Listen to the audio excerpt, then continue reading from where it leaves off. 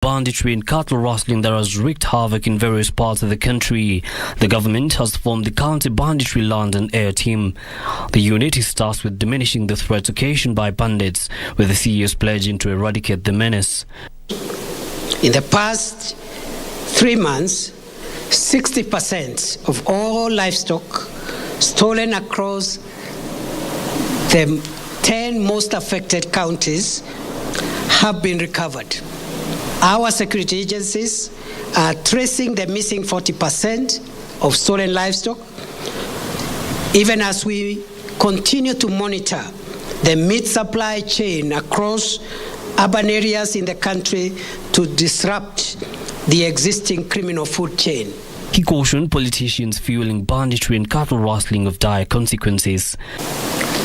We will deal with them without mercy, whether they are opposition politicians, whether they are government politicians, because it is not the political objectives of any political party to murder other people and steal their cattle.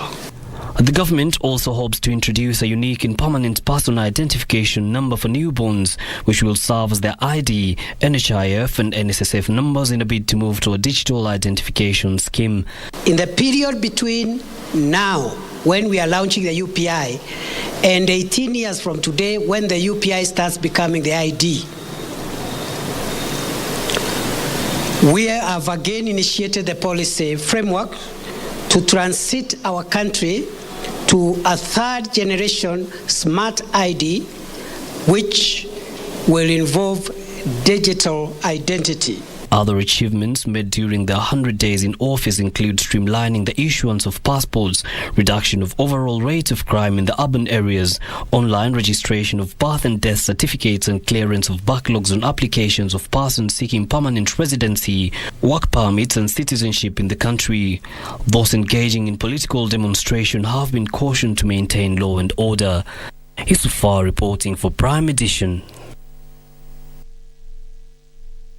Now, the National Assembly Majority Leader Kimani Ichung'wah has written to the Treasury seeking information on all beneficiaries of tax waiver since 2018. Ichung'wah claims some persons who used to hold senior position in the last regime abused their powers by giving tax incentives to firms implementing capital projects. And as Gishuki Washira reports, the Majority Leader says that information will be used to crucially enhance the tax collection efforts. Article 210 of the Constitution mandates the government to make public record of all tax waivers and reasons for the waiver. Based on this, the National Assembly Leader of Majority, Kimani Ichung'wah, now wants Treasury to provide details of all beneficiaries of tax waivers since 2018. And give us information on all taxes that may have been waived, reliefs that may have been given, except, of course, to religious or faith-based organizations or institutions, educational institutions and charitable organizations. For Ichung'wah, there is a possibility some former officials of the last regime abused their positions to avoid paying land rates. The Leader of Majority further claims some of the companies implementing capital projects were irregularly given tax incentives without the knowledge of Auditor General as required by the law. So that Kenyans can know who were the beneficiaries of any tax reliefs, tax exemptions or tax waivers, and to what quantum, and how much would they have paid had those waivers, reliefs or exemptions not been granted. The head of government business in Parliament has at the same time dismissed claims that Kenya Kwanza government has imposed new taxation on Kenyans. Taxes being levied on Kenyans in all fronts, from excise duty, income tax, everything, were things that were done in the last Parliament under the last regime. And you will all recall, because I sat in that house, and you remember my position during the finance bill on a number of the proposals, and you remember the bravado and the chest thumping that accompanied the passage of the finance bill last year. Treasury is expected to provide the information in 2 weeks. Geshoki Washira, Prime Edition. From taxation matters, let's now look at an item here on education. The government has disbursed 16 billion shillings to around 10,000 public, national, as well as county secondary schools countrywide. Education Cabinet Secretary Ezekiel Mashogu, while inspecting the admission process of Form 1 students, said 22,244 students have so far benefited with money destined for junior secondary schools, or JSS rather, expected any time from Monday. This even as parents decried bureaucracy surrounding Form 1 admissions. Here is that report by Alana Oko. By the end of the week, more than 800,000 Form 1 students are expected to have been admitted to secondary schools countrywide, with the Ministry of Education indicating that a total of 107,461 girls and 91,566 boys have been slated to join county schools across the country. However, there may be minor details the government is seeking to iron as the academic calendar progresses further and students appear for admission across the country. One, we do educate our pupils, and after leaving the school, some of them don't proceed to secondary school due to lack of school fees. Ile kitu naona saa ingine waingilie kwa karo, wapunguze juu unajua hizi national schools wanaweka karo juu zaidi, kwa hivyo angalie wafinye kidogo. The Ministry of Education, however, says despite added costs, no child will be left behind due to fees. Provisions we have said and made it very categorical that there are no additional levies. There are no any additional levies that is supposed to be imposed on the parents in each and every school. Machogu said the delay in disbursing funds to some public schools is being addressed, explaining that there were different accounts for different levels of institutions, with junior secondary schools waiting for mapping before funds disbursement.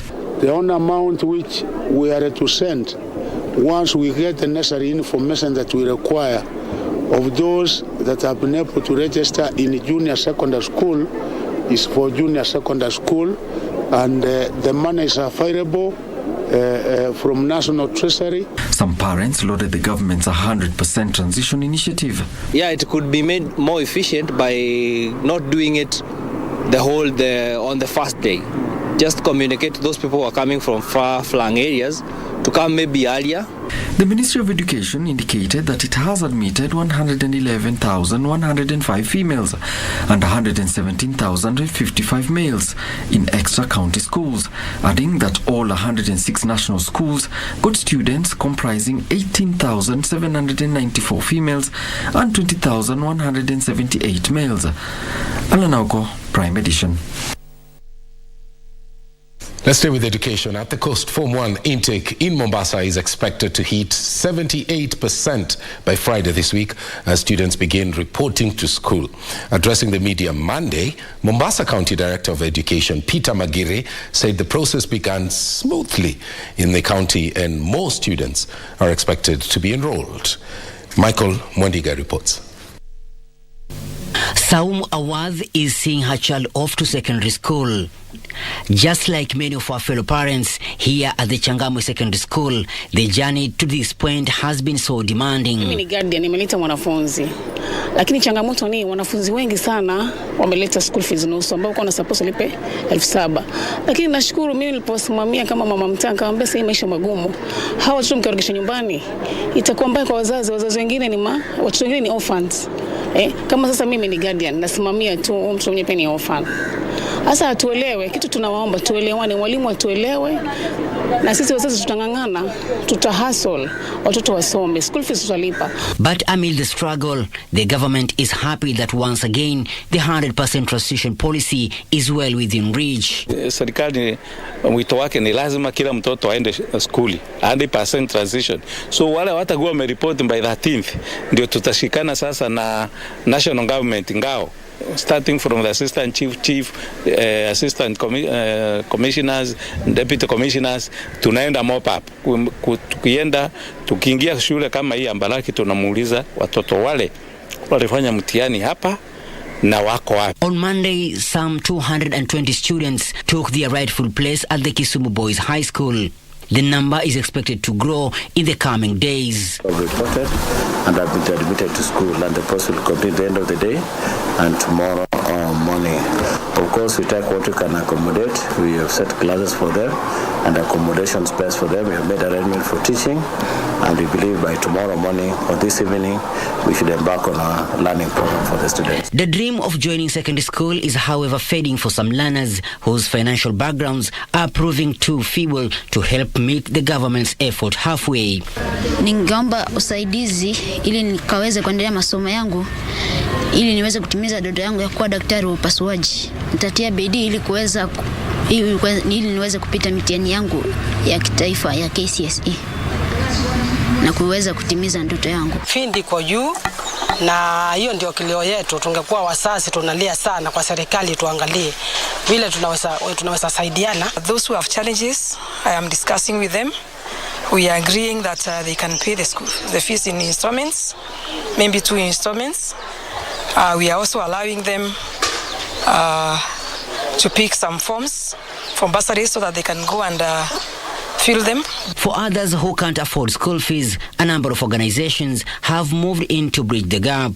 Because we are in the bottom of the pyramid, we will be able to touch everyone in this country and support their education. At the Aboloi Salvation Army Secondary School in Teso North, Busia County, some parents were caught unawares, finding it hard to get their children admitted on Monday. Ni kwamba kuna wazazi wengine hawakufuatilia maagizo ambayo yapo katika hiyo karatasi ya admission. Wengine wameleta watoto wao tayari hawajafanya nini mambo ya kupeleka mtoto katika hospitali ili apimwe ajulikane kwamba hakuna shida gani. Some parents, however, met the requirements and had their children take their rightful place to begin the final chapter of basic education. Michael Mwandiga for Prime Edition, Mombasa County. More than 2,000 people have been reported dead and several more injured after a huge earthquake struck the southern eastern Turkey near the Syrian border. Authorities, of course, are fearing that death toll could continue going up as rescue efforts continue. Russia President Vladimir Putin, together with other world leaders, have offered condolences and pledged to send aid after Turkey issued an international appeal for help. 7.8 magnitude earthquake which struck in the early hours of Monday was felt by millions of people across Turkey, Syria, Lebanon, Cyprus and Israel, as the epicenter was near the Turkish city of Gaziantep. Rescuers are racing to save people trapped beneath the rubble after hundreds of buildings collapsed in both countries. The number of casualties is expected to continue climbing as rescuers search for survivors. This may be Turkey's largest earthquake on record, as strong as one that happened over 80 years ago.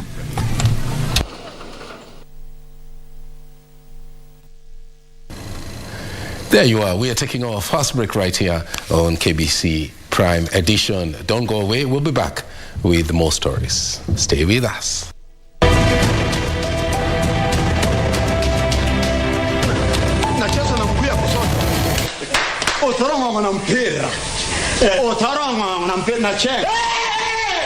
Niko nini?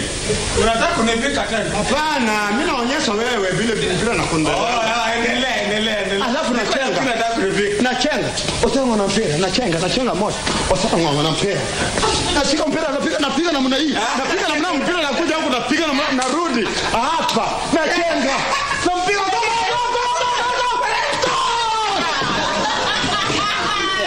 alafu ndio sasa Ojwanga anachemuka. Ojwanga nayo. Ojwanga nayo. Ojwanga. Sasa wewe ndio wa kuwafundisha vile watafanya kazi au ni kuja kukaa chini ucheze na wao mpira?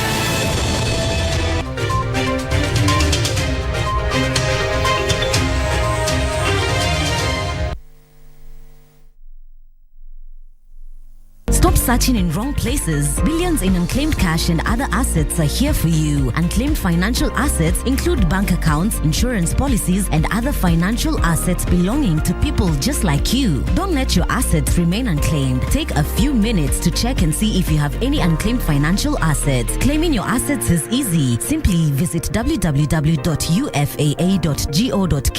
dial *361# or visit Huduma Center near you. Labda umeomoka na ujui? The Unclaimed Financial Assets Authority. Receive, safeguard, reunite.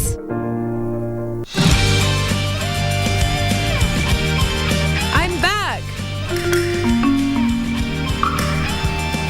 If you're back, then you join us. Yeah, join us. Come and join us. Isn't this supposed to be a meal to celebrate my new job? Why would you start eating without me? Thank you for taking care of me. When I come back, let me take care of you. I hope we'll be friends for life. Neither of us could have thought this is how we would meet again. My family loves you so much. This must be what you want. You can have them, really. Make a wish. A wish? That's what we used to do. Make a wish before you blow it away. Have you forgotten this too?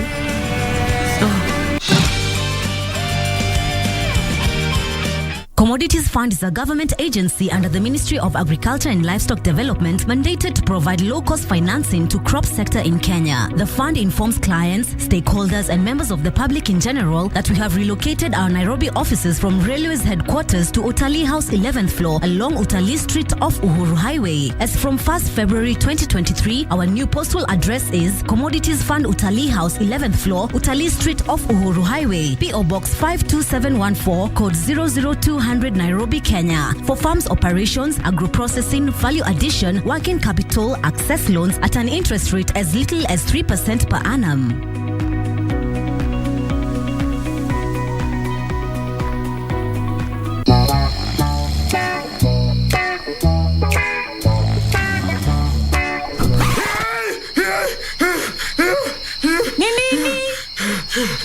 Nimesahau kucheza Loto Moto. Usisahau kucheza Loto Moto. Shinda milioni 2 kila siku kwenye M-Pesa. Chagua lipa na M-Pesa. Paybill number 757070. Account number andika neno Loto. Kisha weka star na nambari yako ya simu. Weka kiwango chochote cha pesa kuanzia shilingi 50 hadi 2,000. Aulali. Lipa kisha subiri draw. Welala. Nitakutimizia ndoto zako. Milioni 2 usiamini. Ujumbe huu umeidhinishwa na BCLB.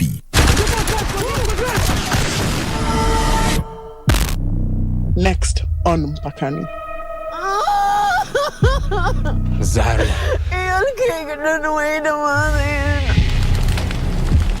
Naburan? We recover 4 adult remains. 3 male and 1 female. Waharaba ini wada dintan. Waina kashake no korshada wain.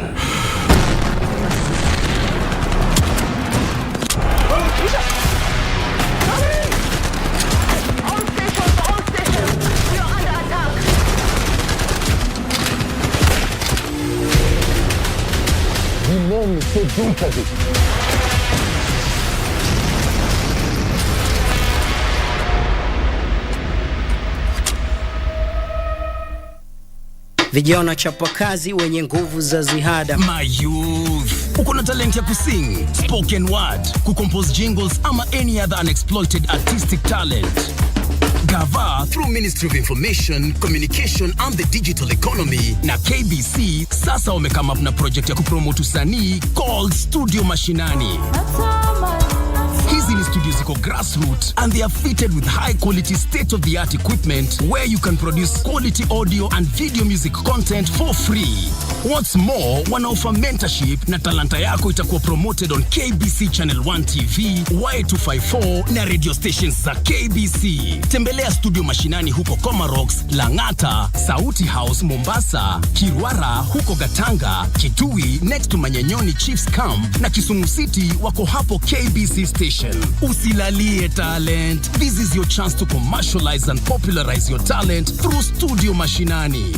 He is serving his second term in office as the governor of Vihiga County. He pegged his 2022 campaigns on development agenda to improve the lives of the people of Vihiga. So what has he achieved so far? And what should the people of Vihiga County expect from him? This Tuesday on Good Morning Kenya, join Victor Olo as he engages the governor of Vihiga County, Dr. Wilbur Otichilo, from 7 a.m. live from Vihiga County, only on KBC Channel 1.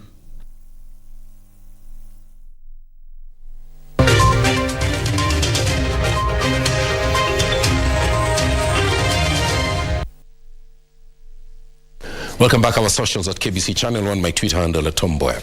Now, Deputy President Rigathi Gachagua has said that Kenya Kwanza government is determined to reverse new HIV/AIDS infections, adolescent pregnancies, as well as sexual and gender-based violence among teenagers. Gachagua said that government is working with local administrators, members of parliament, and other interest groups to tame the triple threats facing adolescents and teenagers in the country. Ben Chumba reports. A 2022 report by the National Syndemic Disease Control Council indicated that at least 52% of the 29,000 new HIV infections were among adolescents and young adults aged between 15 to 29 years. With the majority of these cases being girls and young women, the government intends to redouble efforts to reverse this trend. Especially so during the COVID period. I think this of our young people staying at home and interactions among young people and being quite a bit irresponsible and probably lack of proper knowledge and education in matters HIV and AIDS has led to serious rise in number of infections as well as teenage pregnancies. Female genital mutilation, sexual and gender-based violence, and teenage pregnancies have been singled out as threats predisposing girls to HIV/AIDS. Deputy President Rigathi Gachagua, however, expressed government's commitment to eliminating these threats. Speaking at Harambee House Annex when he received the Joint United Nations Program on HIV and AIDS Executive Director Winnie Bayima, Gachagua termed new HIV infections among teenagers, adolescents, and young adults a threat to nation's future. HIV/AIDS challenge in Kenya is coming back. Though the numbers have reduced drastically, we have a new challenge of our young people, the young population, the adolescent age, the teenagers, and it's quite worrisome because that is the generation that we rely on for developing this country. Of the 1.4 million people living with HIV/AIDS, 1.2 million are beneficiaries of the antiretroviral therapy, while 200,000 others, mostly children, are not. We must encourage local manufacturing. And what this office is doing is to unlock bureaucracy and red tape. The president has created a ministry for trade, investment and industry to have partnership with investors from across the world. Gachagua said the reduction in global funding of various programs threatens to reverse gains in the war on HIV/AIDS and urged UNAIDS to prioritize Kenya's case in allocation of resources. Ben Chumba, Prime Edition. Government says plans for the final send-off of the late Education Cabinet Secretary, Professor George Magoha, is on course. Speaking when he visited the family of the late Magoha's Lavington home in Nairobi, Information, Communication and Digital Economy Cabinet Secretary Eliud Owalo said that already the various services that were pledged by the government are being provided ahead of the burial on Saturday, the 11th of February. Kamche Meza tells us more. ICT Cabinet Secretary Eliud Owalo on Monday visited the family of the late immediate former Education Cabinet Secretary, Professor George Magoha, to present a contribution from the cabinet. We have managed to bring to the family 1.2 million shillings, which is constituted of individual contributions from the cabinet members. CS Owalo saying all the pledges by the government will be fulfilled and are on course. The government will lift the body as earlier indicated. The government will provide logistical support for purposes of the procession that will take place on Wednesday. The food support that was supposed to be delivered by the government is already on the ground as at today. We just want to confirm that the government will remain ready and available to support the family for the remaining days between now and the burial day on Saturday and beyond. I can confirm that this morning, Homeland Security landed in Yala, and they're setting up tents in preparation for the send-off for Professor Magoha. At his Yala home in Gem constituency, Siaya County, Professor Magoha's elder brother Obare Tula says preparations for the interment of the late former cabinet secretary are almost complete. Most welcome, and they have asked him to help us to welcome the visitors, including the ones from Nigeria and the rest of the country, and we shall do our best to welcome them. Several activities for the final send-off are still ongoing. In Siaya, area Governor James Orengo visited to condole with the family. Government of Siaya, we have a role to play, and we'll ensure through our officers that all that needs to be done is done before the burial on Saturday the 11th. The county boss further urged the community to exercise magnanimity during the burial of the late professor. Friends and family continue to trickle in at their city residence of the late Professor George Magoha as burial arrangements gear up 5 days to his final send-off. The government has pledged to continue supporting the family to the end. Kamche Menza for Prime Edition, Nairobi. The judiciary is working towards diverting petty offenders from the criminal justice system by establishing courts for petty sessions in major urban areas to ease congestion. Speaking during a roundtable meeting with partners, the Chief Justice Martha Koome called upon partners to help establish subordinate courts within each constituency and a high court station in each county to enable easy access to justice. Koome says that they are working to establish 100 fully established small claims court in the country within the next 5 years. Sarafina Robi is on that story. While highlighting key priorities in the judiciary during a roundtable plenary with key partners, the Chief Justice Martha Koome emphasized the need for a people-centered vision. We are keen to having 100 fully established small claims courts in the country within the next 5 years. We also intend to set up a specialized court to handle the most complex security and transnational concerns of our day. We also aim to set up a safe and secure justice system that efficiently handles children in contact with the law. Koome say the judiciary will establish courts of petty sessions in major urban areas to ease congestion in the criminal justice system. And having so many petty offenders in the prison and also in the remand facilities, we are keen on reversing this trend to divert petty offenders from the criminal justice system. The judiciary has over the years struggled to clear case backlog, with some litigants forced to wait years for the determination of their cases. Only 10% of our population actually access the formal justice system. And so STAJ looks to move from that 10% to 100% and to have a justice system that is inclusive, that is responsive to the justice needs of the people. Also at the heart of ongoing reforms is staff welfare, which is considered a catalyst in efforts to ensure the smooth running of the third arm of the government. We are keen on putting in place systems that enhance staff wellness, which include setting up regional guidance and counseling centers, physical fitness centers, nursing rooms, and programs to support sensitization on drug and alcohol abuse. We intend to have health talks, retirement, and financial literacy talks. The judiciary will in April host the largest gathering of Chief Justices and other jurists in Kenya for the 3rd Chief Justice Symposium on Environment in Africa. Well, with these multi-door approaches, the judiciary now hopes that the key priorities highlighted will be able to bridge about 20 million people not represented in the formal justice system. For Prime Edition, I'm Serafina Robbie.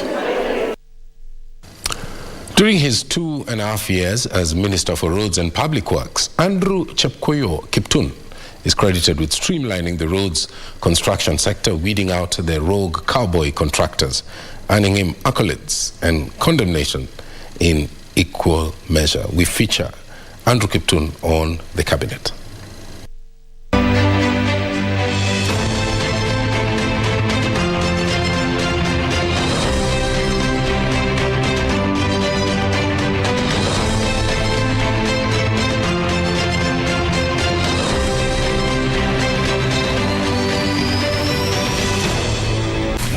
Born in 1946 in Kapchikoyo in Kabartonjo, Andrew Chepkoyo Kiptun started school in 1955 at the African Inland Church Mission School. He sat for his Kenya African Preliminary Examination in 1961 at the same school and proceeded to Alliance High School for both his O and A-level examinations. In 1968, he joined the University of Nairobi, graduating with a bachelor's degree in structural engineering. He then worked for 4 years as a consultant with Cowie Consultant, a Danish engineering company that sent him to Denmark to pursue a 1-year diploma course in engineering. Upon returning home in 1976, he left his job to set up a company named Chauhan Kiptun Consulting Engineers.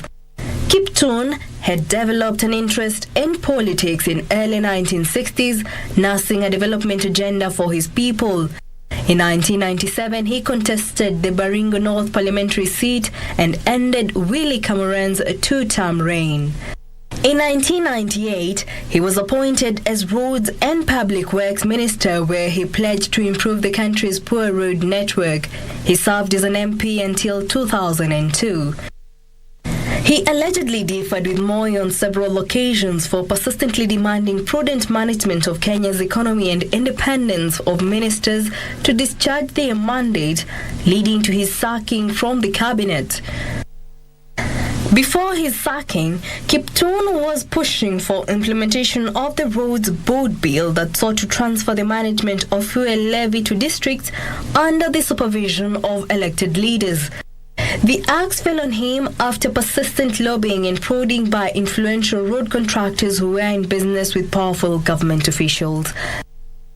Jackie Wambiru, the Cabinet.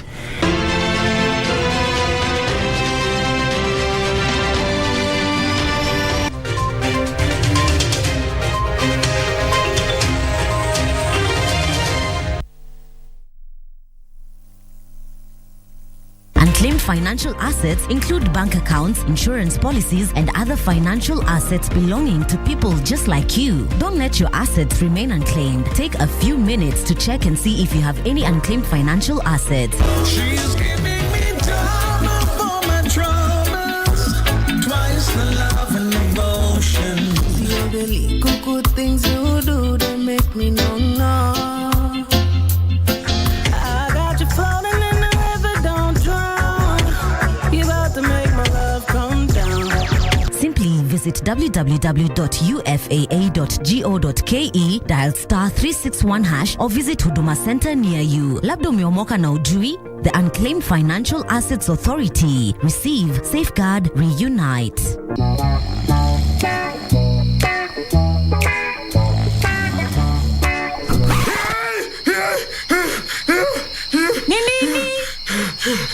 Nimesahau kucheza Loto Moto.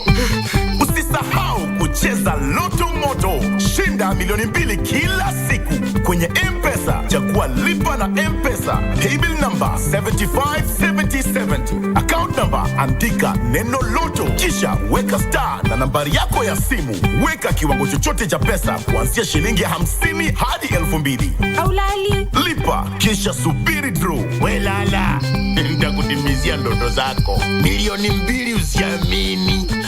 Ujumbe huu umeidhinishwa na BCLB. Copy. She's not here. Sit down. Toka nje kabla nipigwe risasi huku kwa ubabini. Uko hapa nje? Ni mimi na Zolani.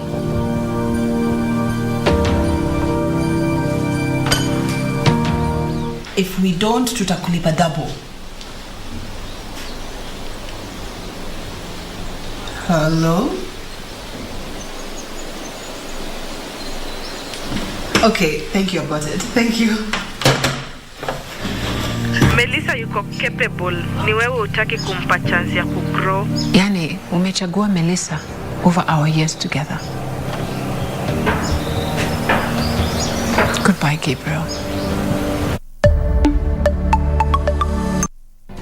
Do you have a news story to share with KBC? Get in touch swiftly on email news@kbc.co.ke or call 0723-892-654 or 0734-780-124.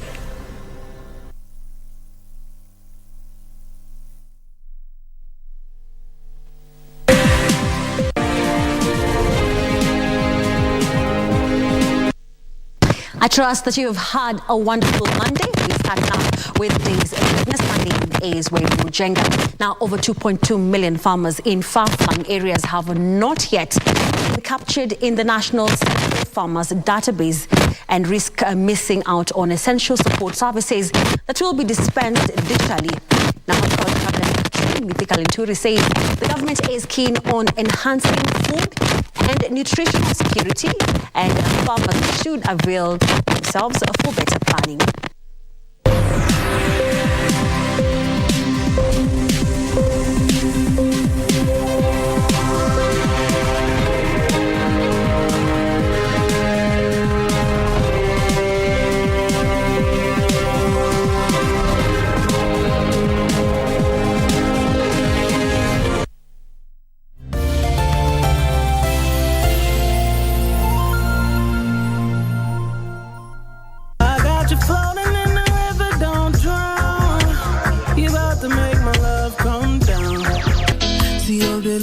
Good things you do, they make me know.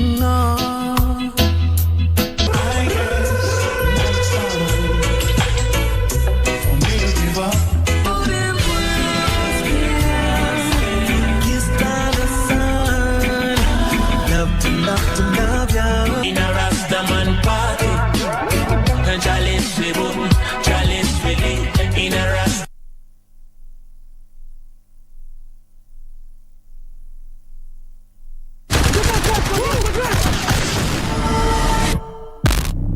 Next on Mpakani. Zari.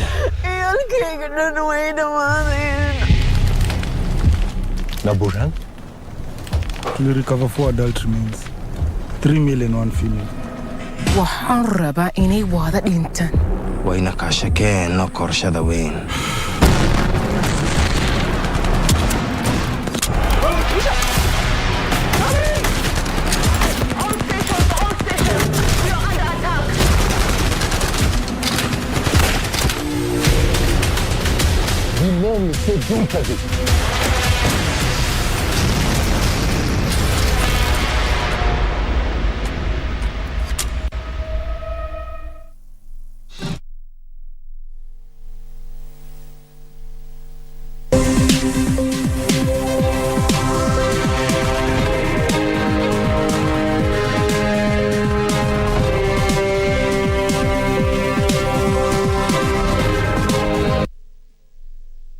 Well, we apologize for that technical hitch.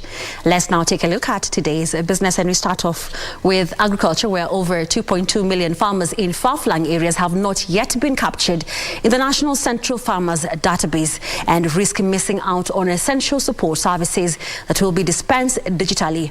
Agriculture Cabinet Secretary Mithika Linturi says the government is keen on enhancing food and nutritional security, and farmers should avail themselves for better planning.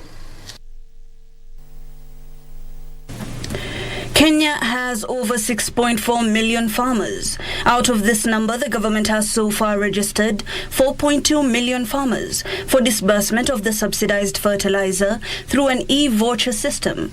Agriculture Cabinet Secretary says this information will be transferred to the Kenya Integrated Agriculture Management System, a national central farmers database that will hold key information for the government and farmers. Collapse it into one platform, so whoever wants any data can be able to access it through the KBC system. He says this information will be used to streamline government subsidies and support programs to weed out illegitimate farmers.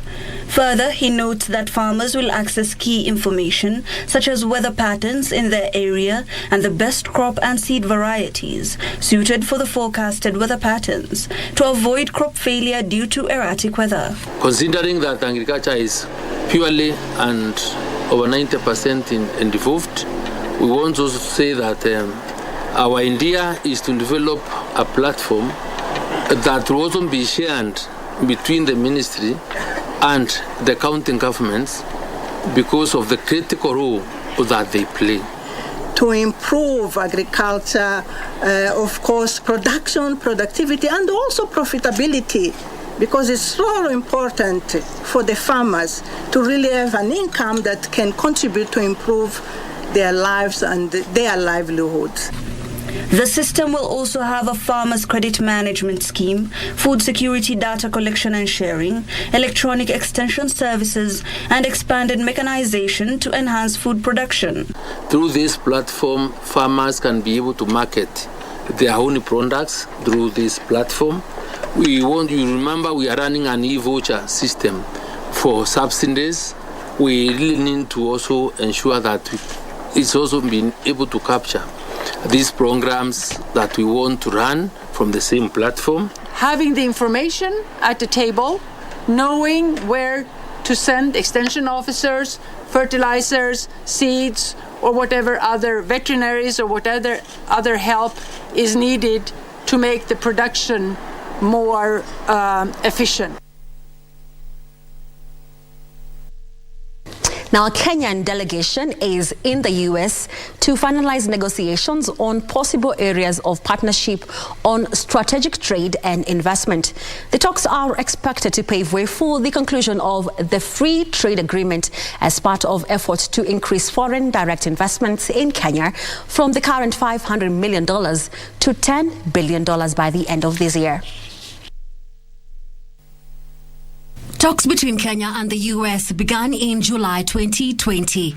After the U.S. elections in November 2020, Joe Biden's administration initiated a fresh round of negotiations. This, however, stalled, but talks were revived in December 2022. And today, bilateral trade talks between Kenya and the United States of America kicked off with the first round of in-person discussions taking place in Washington, D.C. The Kenyan delegation, led by Trade Principal Secretary Alfred Omubudo, is scouting for areas of collaboration that will increase foreign direct investment, promote sustainable and inclusive growth that will also support women and small and medium enterprises businesses. The U.S. is pushing for duty-free market access for its goods, including agricultural and industrial. On the other hand, Kenya is seeking to protect its manufacturers and grow exports, even as the Kenyan negotiators push for better terms.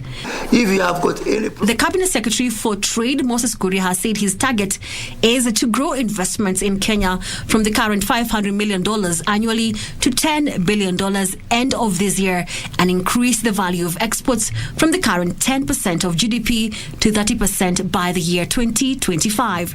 The U.S. is pushing for, among others, a competitive government procurement process, eradication of corruption, removal of non-tariff barriers, favorable sanitary and phytosanitary measure.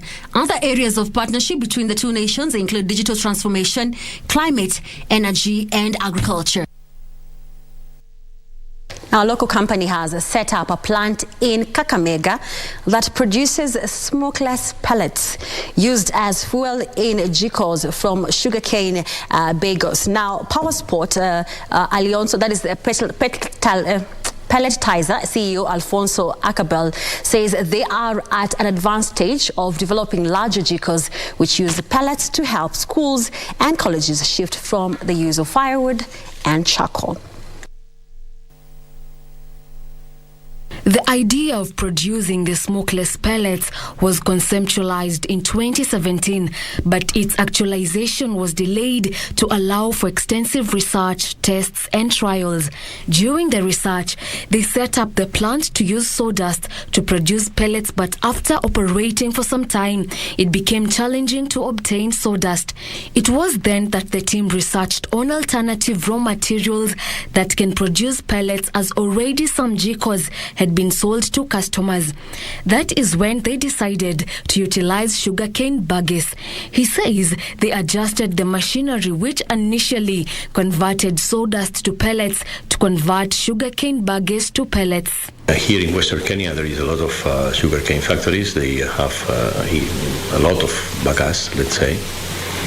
And we thought that this was a very good raw material for us to make the pellets instead of making out from wood. Once obtained from the sugar factories, buggies has about 50% moisture. It is then fed into a rotary drum dryer to dry it to about 8% moisture content. The resulting product is then crushed and fed through the pelletizer section, where mills convert and mix with the binder into pellets. They are then cooled and packaged for the markets. Now we are selling the end product around between 21 and 25 shillings per kg. He says the company is finalizing on development of institutional jikos, which use the pellets that will help schools cut costs by up to 60%. Now we are researching to make some jikos, institutional jikos for schools, hospitals, etc. here in Kenya locally. The company has also developed energy-saving jikos that use thermoelectric technology to generate energy while cooking. The energy can be used for lighting or to charge phones. For Channel 1 News, I'm Wangari Washuri. Great innovation there. Now, Kenya is stepping up tourist marketing in India to leverage increased travel arrivals by the youth and professionals, as well as an enhanced e-visa application process for Indian travelers. Kenya High Commissioner to India, Ambassador Willie Bett, says the current travel trends indicate the youth and professionals from India have an appetite for leisure travel and are liquid, which presents Kenya an opportunity to diversify the tourism source market portfolio. Tourist arrivals into Kenya from India recorded a growth of 93.2% in 2022, from 42,159 in 2021 to 81,458 in 2022. And even looking at the connectivity now between Kenya and India, more and more airlines are joining into the route, and therefore the travel has been made easier. Kenya Airways is doing 14 flights in a week. We have Air India now, which has increased its frequency, and more airlines, Indian airlines, are now starting their scheduled flights to Nairobi and Mombasa. Speaking at the outbound travel mart fair in Mumbai, India, Kenya's High Commissioner to India revealed plans to increase marketing campaigns targeting the Indian community owing to its immense potential. He urged Indians to take advantage of the robust air connection and enhanced e-visa application process for Indian travelers to visit Kenya. Therefore, Kenya is ready for filmmaking, and we invite the Indian filmmakers to come and produce their films in Kenya. Kenya scooped the second position for the best tourism stand in Africa after Mauritius Tourism Authority at the 3-day outbound travel mart that attracted over 1,250 exhibitors from 50 countries. Kenya hopes to net 130,000 visitors from India by the close of the year, riding on roadshows for direct business-to-business meetings with Indian travel agents, exhibitions, and other promotional programs. We were in Bangalore and it was quite good. The numbers were quite good in Bangalore. The interest for Kenya is quite high. We're seeing the same in Mumbai. We're looking forward from Mumbai to move on to New Delhi, and we hope that we'll do very good business. Regina Manyara reporting for Prime Edition. Now, that story by Regina brings to a close business news for tonight. But don't go anywhere. Mboya will be coming back with the sports update. My name is Mboya. Take care.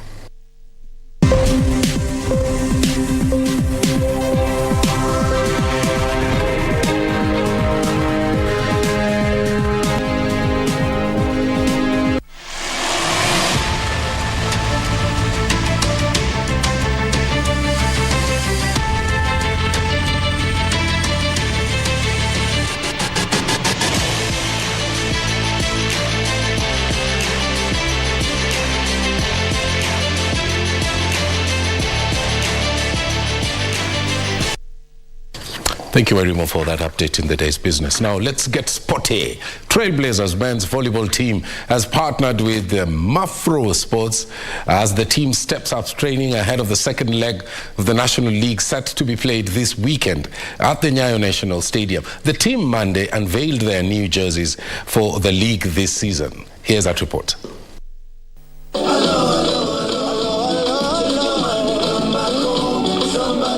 Trailblazers, who finished third in the league last season, are eyeing a good run in the second leg of the National League set to be held this weekend at the Nyayo National Stadium. The team will play AP Kenya on Friday before taking on KDF and defending champions GSU on Saturday. The club received their new jerseys for the league this season from their sponsors Mafro Sports. Assistant coach Bernard Oselu said they are now ready for the task ahead this season. This one has given even the players the morale. It's a boost to us since from here they've seen there's a lot of changes coming in. So even the morale as they train will be higher. This season we shall build on whatever we achieved last season. Last season was a good starting point for our debut team. I think we learned a lot over the course of the season. So what we want to do is that we don't want just one-off victories.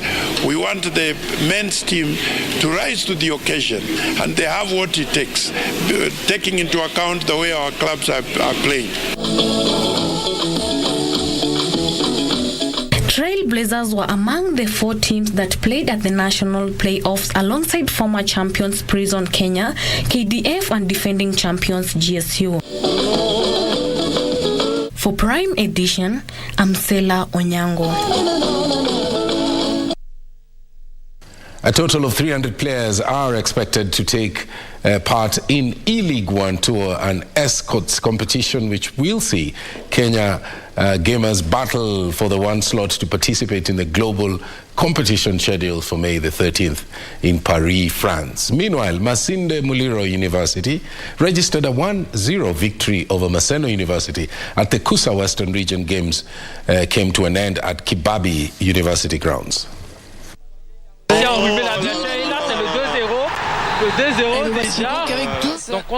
The Kenyan qualifiers E-League One Tour, which will involve a total of 300 players, will be open to all gamers above the age of 16, with the participants below the age of 16 required to present parental consent. The Kenyan qualifiers are expected to be held on February 26th in Nairobi, where 8 players will proceed to the finals round on March 11th. The Kenyan qualifiers shall kick off on February 26th, 2023, and they shall be held here at the Alliance Francaise. That shall be the first round. The first round shall be open to all gamers who will have registered, and they shall compete on a knockout basis. While in France, the Kenyan champion will face competitors from 7 other countries, including China, Middle East region, Senegal, among others. Meanwhile, Masinde Muliro University registered 1-0 victory over Maseno University as Kusa Western Region Games came to an end at Kibabi University grounds. Inatibo host Kibabi University lost 10-24 to Kisii University, while Masinde Muliro University thrashed Kisii University 35-27. Kingori Mwangi for Channel 1 Sports. Malindi Beach soccer teams have made a passionate appeal to the Sports Cabinet Secretary Ababu Namwamba to intervene and root out individuals who are ruining the sport. The players and team officials said some of the individuals were taking advantage of the youth during government-sponsored tournaments. Jamal Hassan, the organizing secretary of Malindi Tarrant Beach Soccer, said beach soccer, which has 4 years been played at Malindi Beachfront, not only promotes soccer but helps in preventing youths from getting into drugs and alcoholism. Rais wetu Ruto, uangalie sisi watu wa Malindi jinsi gani utatusaidia, utupatie ndia ya kusaidia vijana watoe katika mihadharati, usaidie vijana katika kupata kazi, usaidie vijana wawe katika viongozi wa baadaye. Bila msaada serikali kuu, tunakuomba serikali kuu, ndio tunategemea kwako. Hassan said they have so far held 7 tournaments in the last 6 months. Suleiman Motari, a beach soccer player, said they are happy to see revival of beach soccer as they were very idle, lacked support from beach soccer leadership. Inachangia mambo mingi unapokuwa mtaani. La kwanza, fikra zako zinakaa zimekaa chini, unafikiria mambo mabaya kama kuingia kwenye miadarati, kwenye vichochoro. Sasa hiyo inatupa changamoto kubwa kama sisi, inabidi tukae chini na vijana wenzetu tuongee chini na tushikamane, tuende zetu uwanjani, tuungane ili tuweze kupatoka hapa ambapo tupo. I hope tunapopata nafasi ama tukipewa nafasi na imani tutafika mbali. He added that without beach soccer, it's very easy for youths to engage in drug abuse and crime. Malindi has 25 teams, 12 under 18 and 13 under 15. KU Hawks aged out Machakos University 72-55 as the National Kabaddi Men's Elite League entered Day 7 at the Kasarani Gymnasium. Kiambu Plackers lost 42-60 to the National Youth Service, while Black Falcons lost 33-67 to TAC. The overall winner of the month-long tournament, which culminates on the 20th of next month, will be awarded a cash prize and trophies as well. Bottom-placed sides will be relegated, while 2 other sides will gain promotion to feature in the second leg of the Elite Championship set to be held in May.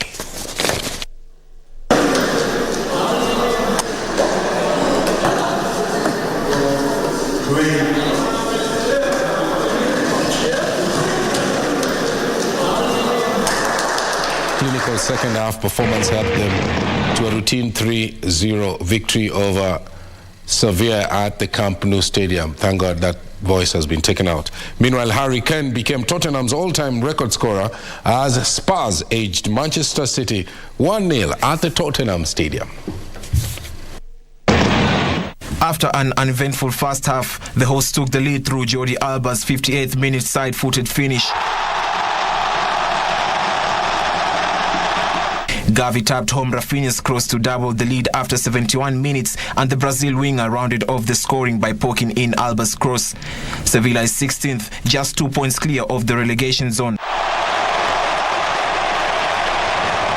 Elsewhere, Harry Kane became Tottenham's all-time record scorer, surpassing the great Jimmy Hargreaves as his 267th goal helped Spurs humble City 1-0 at the Tottenham Stadium. The England captain reached the landmark with a composed finish from 10 yards out after Pierre-Emile Højbjerg did exceptionally well to find Kane inside the box.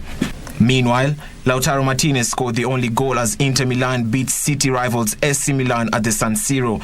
Second-placed Inter remains 13 points behind Serie A leader and Martinez strike for offside.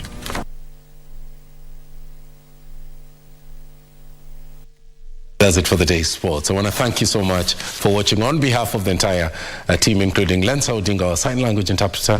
Thank you for watching. And from Nairobi, Kenya, I'm wishing you a pleasant evening. My name is Mboya. Let's do this again tomorrow. Bye-bye.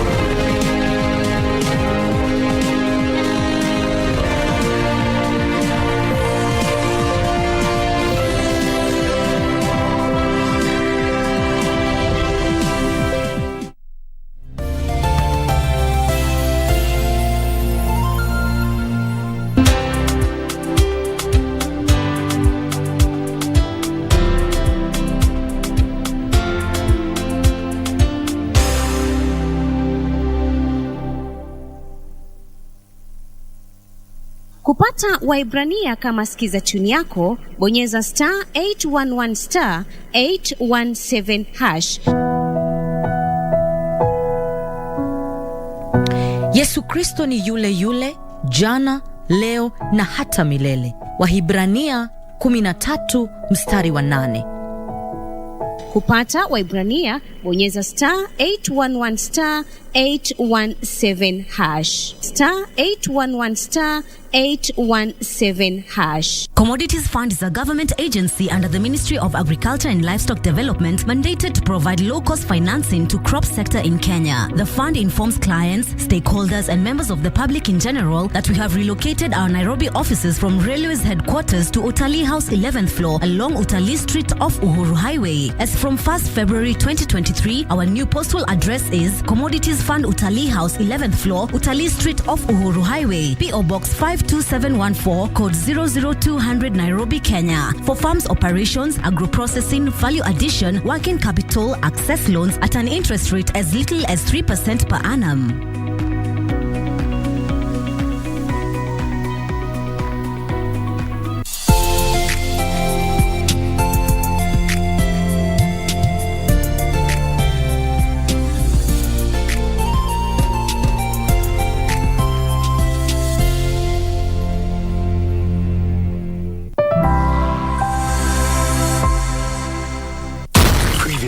On Pakani. Lola yonipeleka mbio kweli kweli.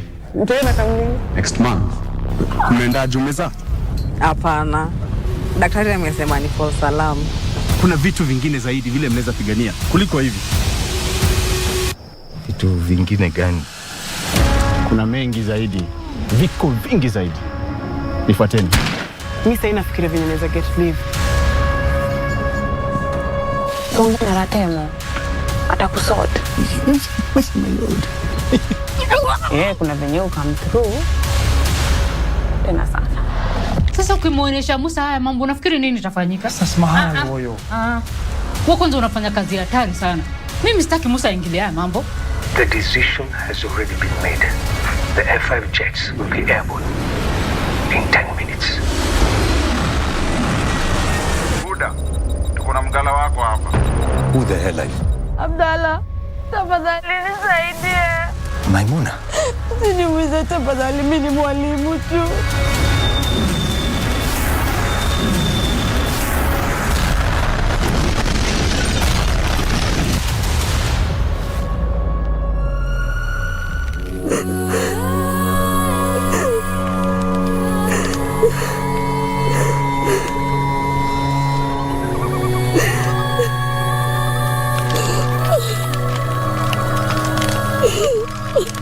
Zari.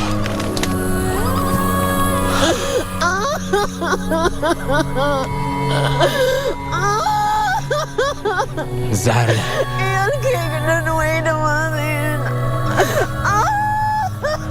Zari.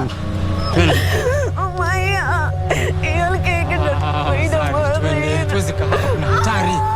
Wenaba kuna Zari. Twende Zari. Zari. Wenaba kuna Zari. Rukia Hamza. Ingia kwa gari. Twende.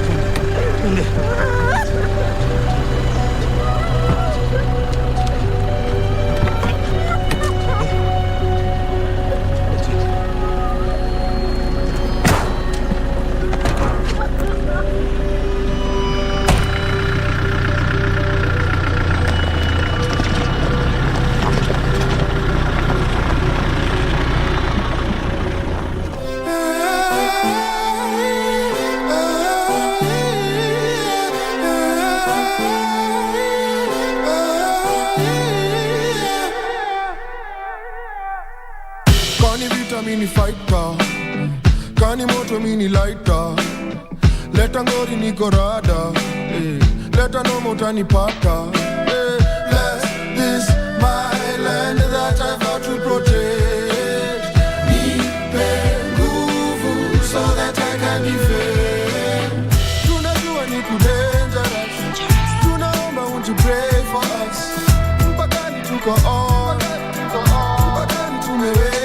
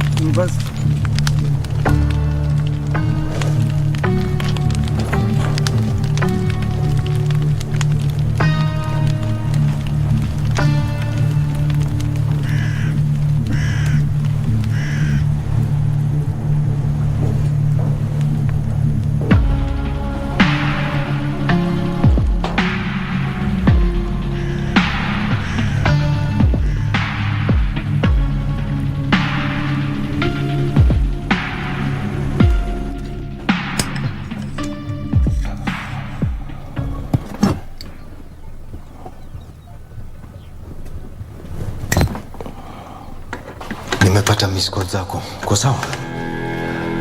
Buda, tuko na mgala wako hapa. Who the hell are you? Tunataka kupiga exchange. Kwa hiyo prisoner mko naye hapo na wewe mgala. Prisoner mgani unaongea kuhusu nini? Abdalla, tafadhali nisaidie. Buda, mgala ama prisoner?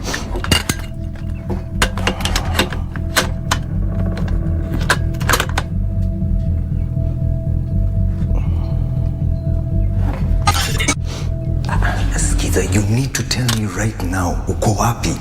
10 seconds to target. Tell me where are you? Uko wapi saizi? 5, 4, 3, 2. Just tell me where are you? Missile deployed. Now that umekuwa my personal chauffeur. Ati? Yes, umekuwa ukinisaidia wiki mzima. By luck, umekuwa ukinipata nikiwa tao. By luck. Uko serious? Kwani ulikuwa unafikiria nini? Sijui, nilikuwa nangoja uniambie wewe. Nikwambie? Sijui kwa nini umekuwa ukinisaidia na usiseme ni kazi yako. Na get to spend time na wewe.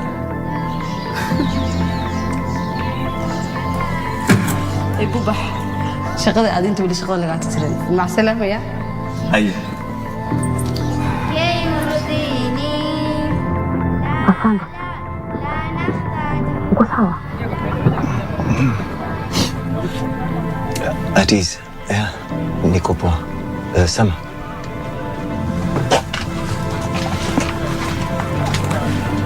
Saiti wamerudi. Kuna kitu nataka kukuambia. Okay, wamepata bodi ya Burhana? It's more complicated than that, sir. Aje.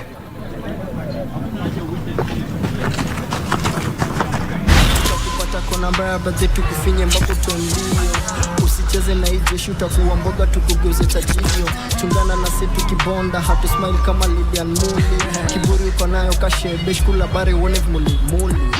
Alafu Jayden aliharibu bike ya Naitore, lakini akakana akasema ni Tamara aliharibu bike yake na ni yeye. So ulimsema? Ai, Hapana, mam. Nikimsema atanipiga. Oye? So, unarudi when? Baby na yawa. Adogo machegni. Ukweli? Tijua kao sarumo. So, unaweza rudi kesho? Hapana, lakini soon. Nitakuja, sawa? Sawa. Jumi sitaki kukaa na dadi na mam Carol. Ati? Nani amekwambia umuite hivyo? Si ni dadi. Hapana, mamako ni mmoja na ni mmoja peke yake, sawa? Na ni mimi, sawa? Sawa, mam.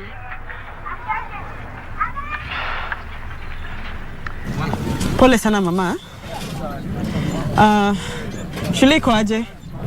Iko poa, lakini penseli yangu iliibiwa. Oye, usijali mam, sawa? Mami atakuja kununulia seti mpya. Umesikia? Mimi nakuambia kulala shida.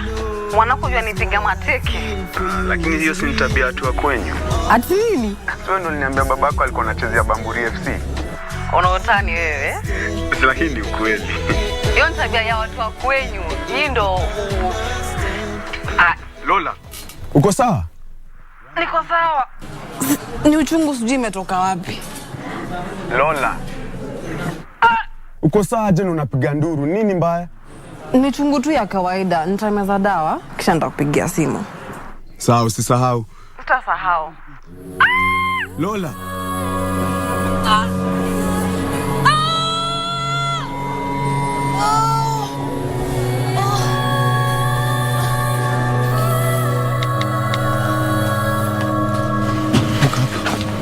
Chukua hiyo.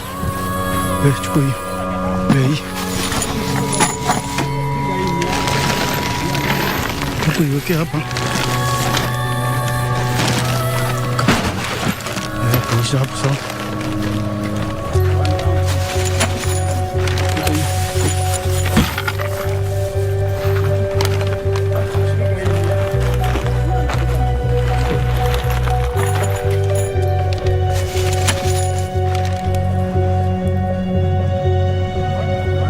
Mimi nishangaa. Ati? Na si hizo pekee yake tulipata. Mlitoa hizi huko? Tuliambiwa watoto wote walienda. Ndio swali nimekuwa nikijiuliza.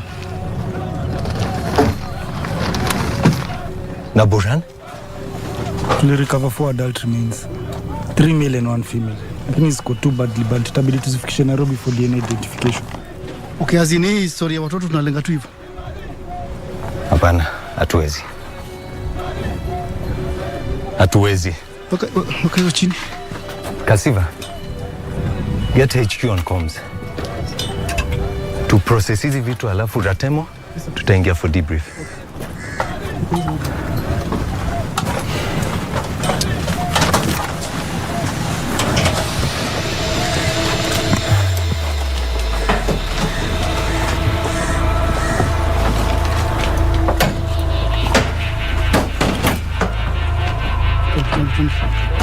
Beba tu.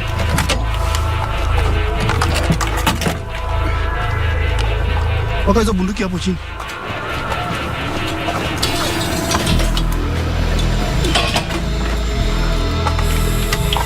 Oya zama jokto. Ho we ya ho we.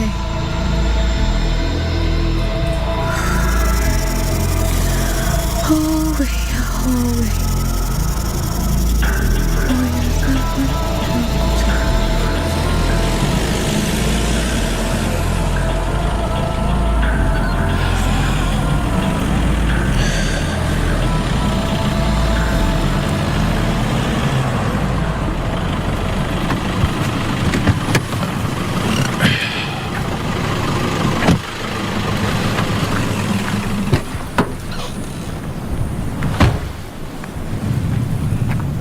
miyaad ogaatay cidda dishay iyalkayga?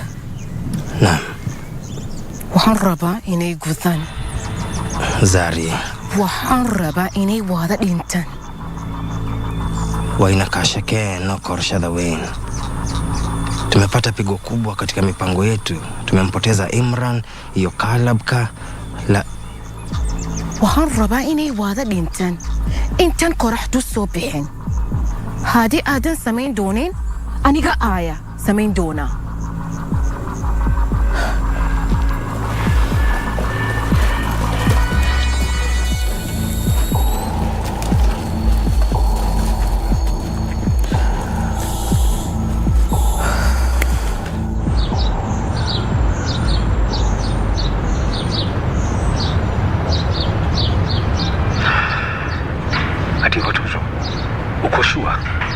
Yes, sir. In fact, the KDF officer amenipigia simu leo and she confirms the same. She has apologized for not seeking more information about the target before calling on fire. But pia sisi tuko na makosa. We didn't provide sufficient information to KDF. Yeah, especially the fact that target wetu walikuwa wanatumia watoto kama human shield. Are you serious? We are very sorry, sir. This is a painful lesson learned. Noted, Senior Sergeant Farah. Na Burhan, remains zake zilikuwa recovered. 4 adult remains zilikuwa recovered. Zitatumwa to NCTC Medical Wing ASAP. Sawa, good. What is coming out here is the need to build trust and synergy among our different agencies. Hatuwezi avoid kufanya kazi pamoja. Tukileta our different capabilities pamoja, tutafaulu. Senior Sergeant Farah, andaa kikosi chako. Kesho mnarudi headquarters. Sir? Intel inaonyesha kwamba hakuna tishio tena. Once identity ya Burhan imekuwa confirmed, your mission is complete. Inspector Rome, ningefurahi sana. Umefanya kazi nzuri sana. Thank you, sir. The time being, you can get some R&R. Najua wewe na kikosi chako, you deserve it. Will do, sir. Thank you.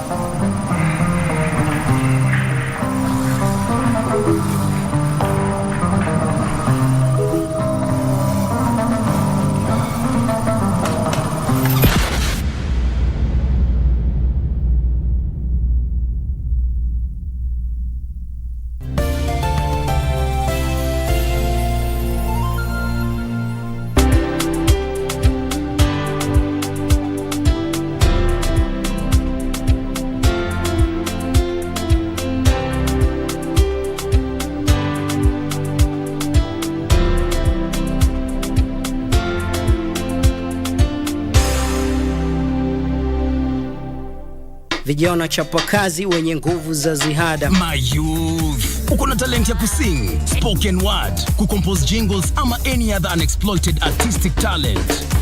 Gava through Ministry of Information, Communication and the Digital Economy na KBC sasa wamekama up na project ya kupromote usanii called Studio Mashinani. Hizi ni studios ziko grassroots and they are fitted with high quality state-of-the-art equipment where you can produce quality audio and video music content for free. What's more, wanaoffer mentorship na talanta yako itakuwa promoted on KBC Channel 1 TV, Y254 na radio stations za KBC. Tembelea Studio Mashinani huko Comarox, Langata, Sauti House Mombasa, Kirwara huko Gatanga, Kitui next to Manyanyoni Chiefs Camp na Kisumu City wako hapo KBC Station. Usilalie talent. This is your chance to commercialize and popularize your talent through Studio Mashinani. He is serving his second term in office as the governor of Vihiga County. He pegged his 2022 campaigns on development agenda to improve the lives of the people of Vihiga. So what has he achieved so far? And what should the people of Vihiga County expect from him? This Tuesday on Good Morning Kenya, join Victor Olo as he engages the governor of Vihiga County, Dr. Wilbur Otichilo, from 7 a.m. live from Vihiga County, only on KBC Channel 1.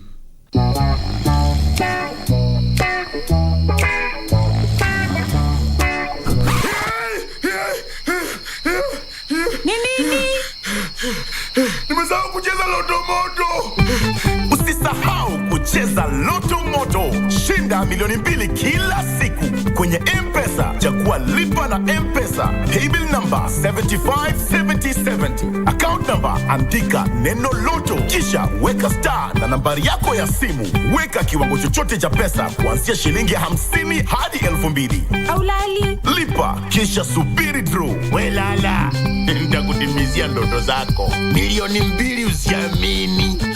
Ujumbe huu umeidhinishwa na BCLB. Stop searching in wrong places. Billions in unclaimed cash and other assets are here for you. Unclaimed financial assets include bank accounts, insurance policies, and other financial assets belonging to people just like you. Don't let your assets remain unclaimed. Take a few minutes to check and see if you have any unclaimed financial assets. Claiming your assets is easy. Simply visit www.ufaa.go.ke,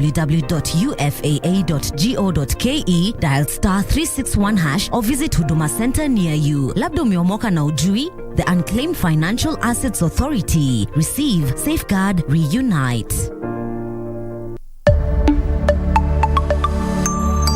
Copy. Eh? Where is she? She's not here. Sit down. Toka nje kabla nipige risasi huku kubabini. Uko hapa nje? Ni mimi na Zolani.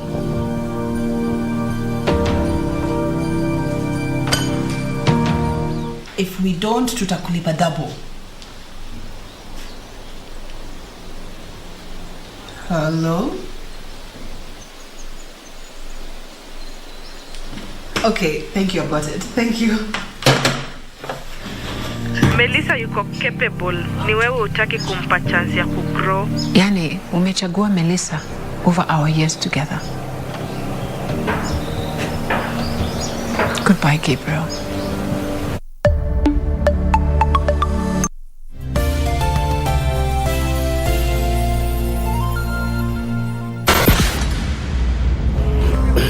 Shika simu bana.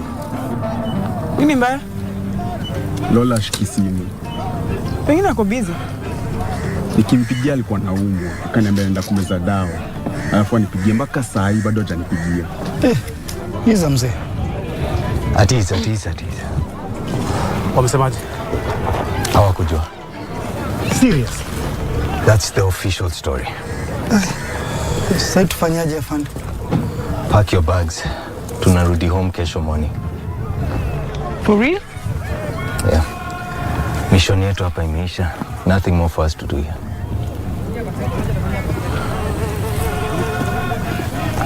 Torome would have been very proud.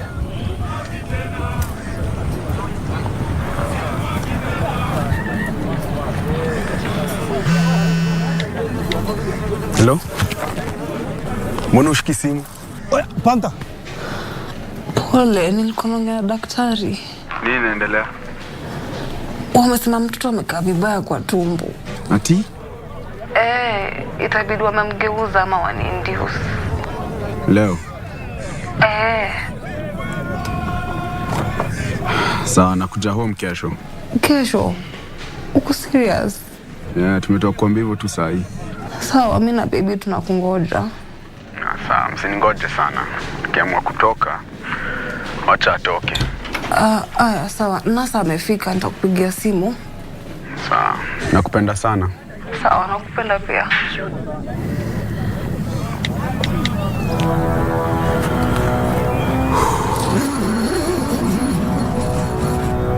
Sidadii ogeyd baan adiga mooye ragba ilaaway.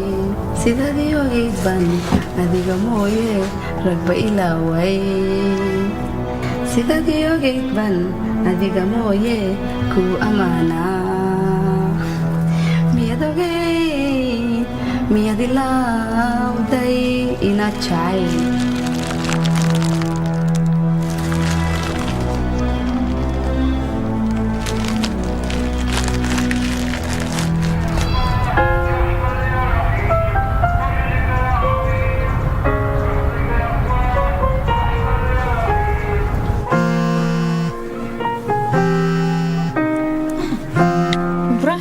Ibrahim. Hoyo. Mambo vipi ma? Alhamdulillah. Na habari mzuri? Ipi unaambia? Naja kesho. Kesho. Alhamdulillah. Nami pia ma. Nakwambia mama, nimeshikia Musa bakora ya kiongozi. Hataipenda. Na kwaje? Hello? Sasa Tieno. Poa, sema. Uko karibu na mama? Hapana, kwa nini? Nimejaribu kupigia simu lakini hashiki. Nilikuwa nataka kumwambia kesho na video. Kesho. Hiyo ni poa. Nini mbaya? Onge. Atieno. Angesa Miriam wangu maraji.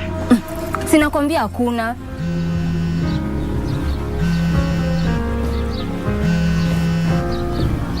Hello. Hello, Dad. Ni Kibet. I know. Unataka nini? Hoyo. Nini uniambie? Musa uharari. Ati? Ntiade. Mahan. Alienda wiki iliyopita na hajarudi. Wewe njoo tutamtafuta tukiwa pamoja. Atieno. Angesa Miriam wangu maraji. Mama aliyeviktua juzi na amekuwa kishi kwangu. Mbona sikuambiwa? Sasa ningekuambia ungedu. Bili ya hosi ndio yatujaimaliza kulipa. Madawa za mama nazo ndizo hizo. Wewe na wewe sijui kwa hapo huko mwisho wa dunia. So kama utaniambia. Nyesi iti mango. Safari njema inshallah. Sawa. Tuongee kesho huyo. Ifmana manyo gochna. Sawa. Nilikuwa tunataka kuambia nitakuwa nakuja nyumbani kesho.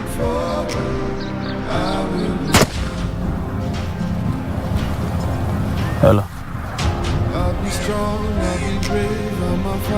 Hello, Dad. Hello, unanisikia? I'm busy. Text ukifika, I'll send somebody.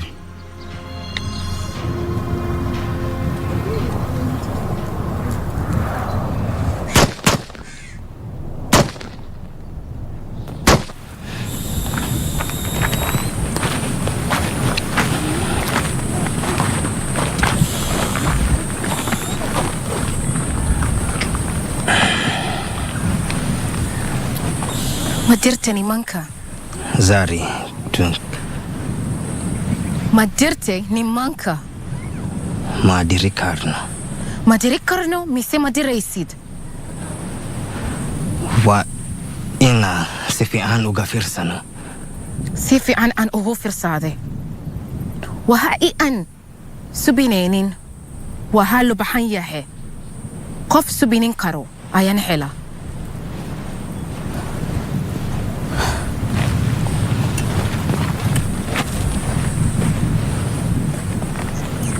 Mepandwa na jazba. Wala burburini donta. Mwalimu, naomba niongee. Hadha. Labda tunaweza tukapata njia nyingine ya kumfanya afurahi ili tumalize plani yetu. Njia gani? It's not what I signed up for niliposema nataka kufanya humanitarian work. Matsane? Karibu. So next time ukinijia nipigie. Hiyo ni attempt ya kupata namba yangu ama? Ina depend, imewaka. Fanya hivi. Wewe nipe namba yako nitakupigia. Unda kulipa how much? Lunch. Pekee? Lakini kari. Ate?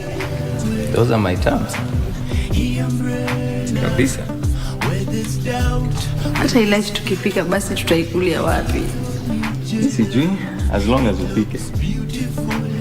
Wewe ukiambia watu kunihusu. Nikoseaje? Lower than my daily wage, but nitaichukua. Sawa basi.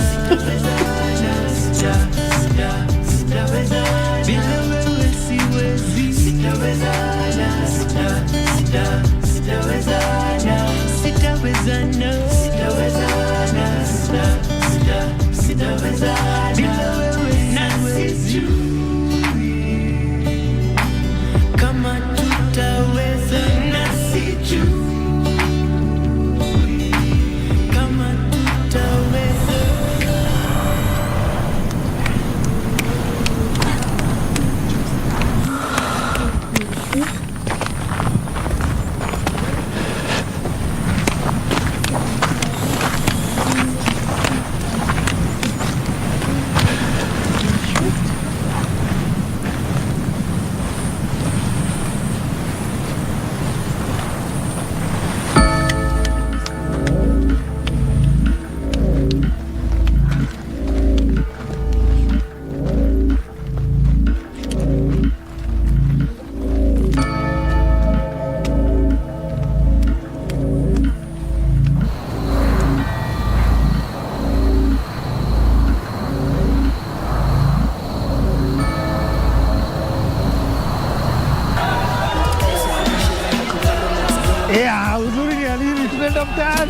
Bana nini unafanya nyangushe mambo hapa bana wewe?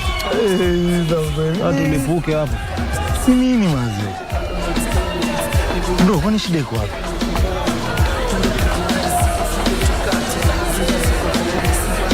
Wewe shida yako ni gani? Daktari aliniindiwa.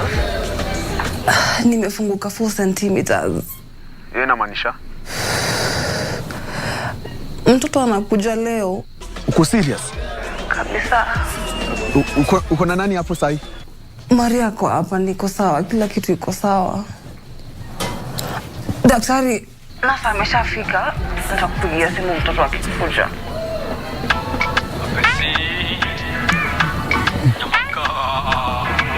That one.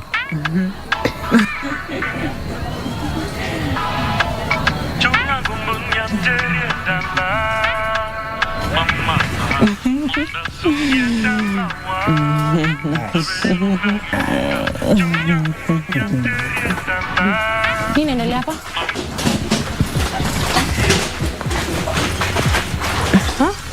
Nini inaendelea? Debrief na Sergeant Raten. Watu waende party. Party. Party. Uko serious? Hofu yako unafanya vitu zingine hapa kwa kambi pamoja na mkubwa mwenzako? Sivyo. Saa zingine jua venye unafanya vitu unaweza kuwa unaumiza mtu.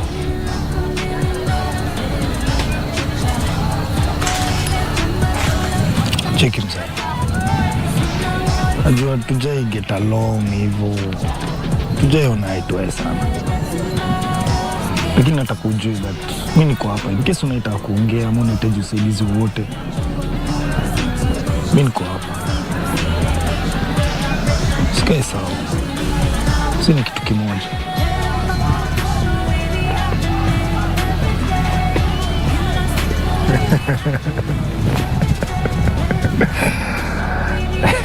Ndio. Ili mzae, wacha nikupange. Ninajua nini itakuchangamsha.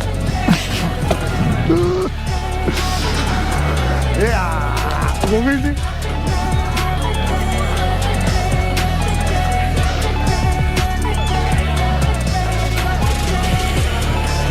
Nitakuwa baba.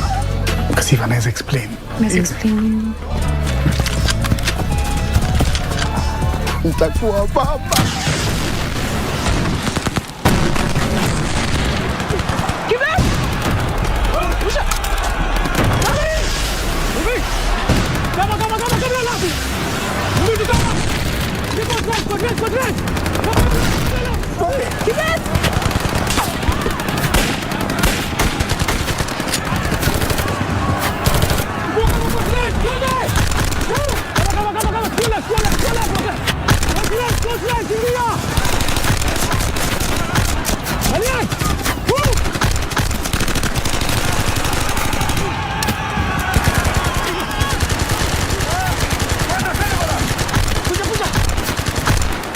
Fanya hivi.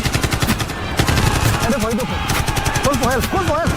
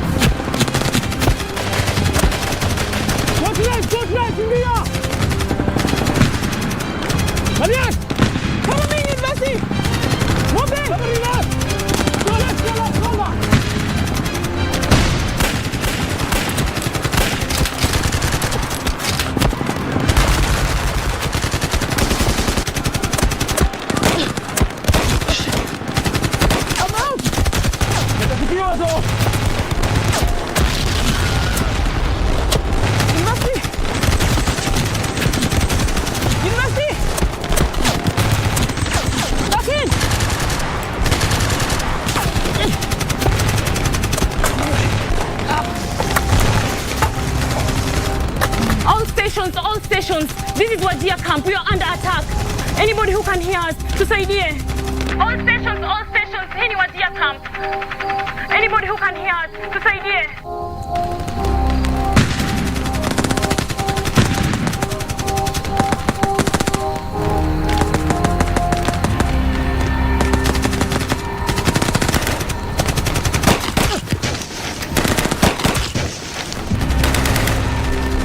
Musa!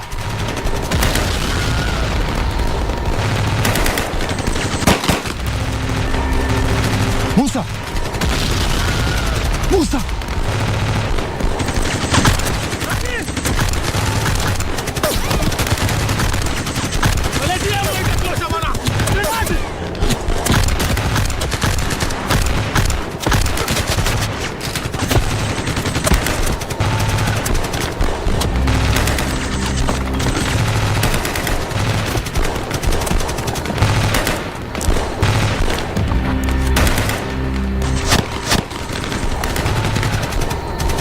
Limon c'est donc cadet.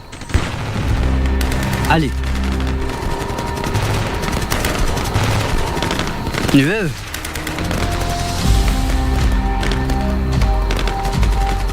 Ile المعلم كاو صح.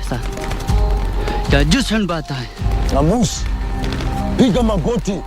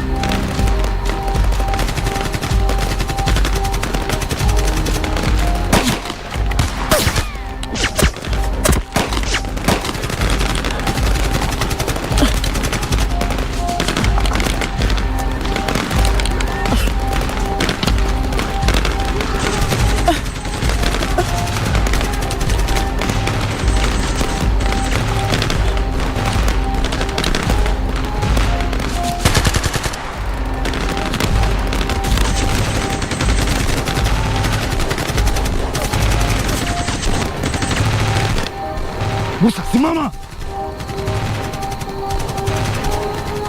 Musa, unafanya nini hapa? Unafanya nini hapa? Musa, niko kazi na usiniuliza maswali kama hayo. Unafanya nini hapa? Na kwa nini umeshika bunduki? Musa, la kuongelesha. Mimi ni mujahidina. Ati? Nimesema mimi ni mujahidina.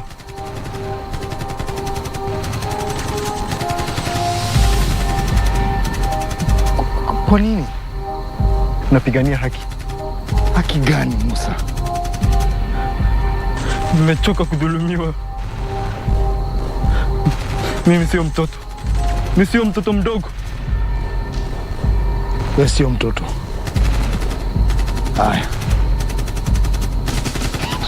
Weka bunduki chini na urudi nyumbani.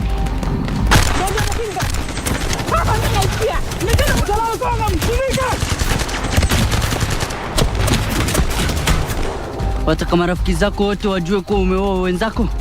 Amus, nimesema upige magoti. Wasimale. Ni jambo la kusikitisha sana ulivyofanyia Faruk, especially alivyojitolea mhanga kuja kuokoa wewe. Mahashe gusa. Mahashe gusa.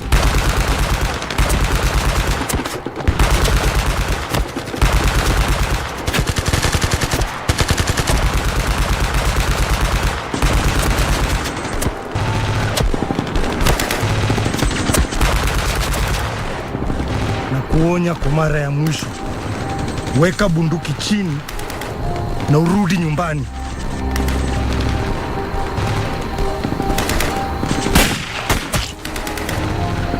All stations. This is Wajir border post. Tuko under attack.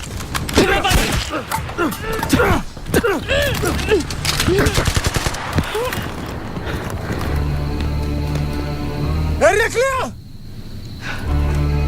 Retreat back kwa base. Songe! Karibu Mose, songa!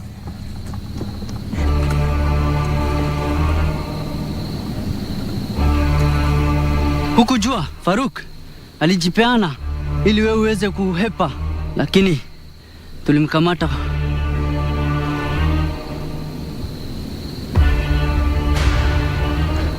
Kama mlijua sisi ni my informants, mbona mlinitest hivyo? Kwa nini mliniforce nimuue? Ni obvious, ndio? Utatufunga vipi kama umeua mwenzako?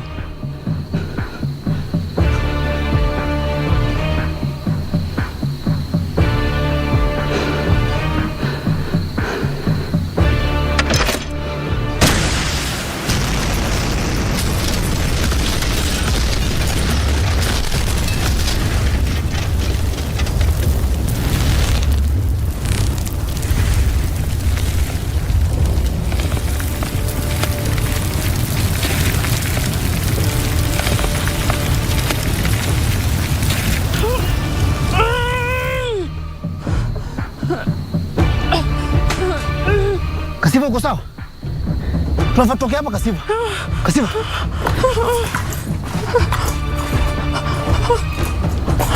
Kasiva. Relax.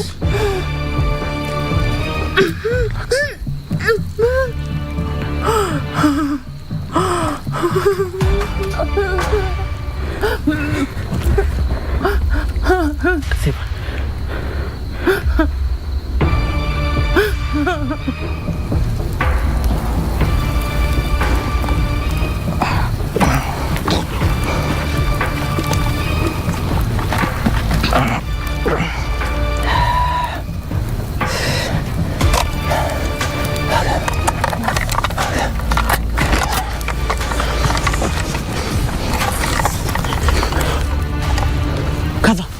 Governor.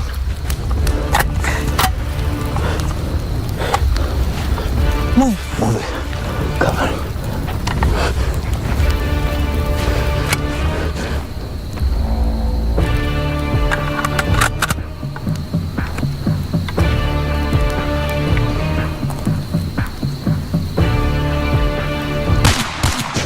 Simama! Simama piga magoti. Ulikuwa hata umekimbia, si ndio? Si ndio? Eh? Si ndio?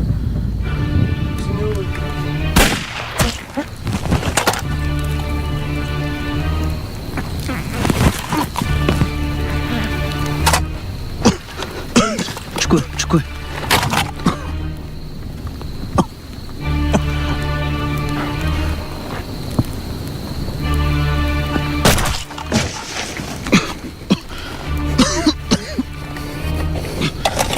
Cover.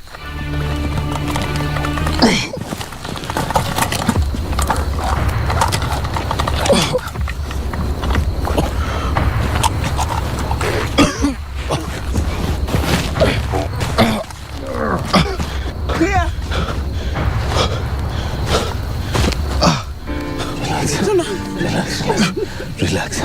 Tulia. Utakuwa sawa.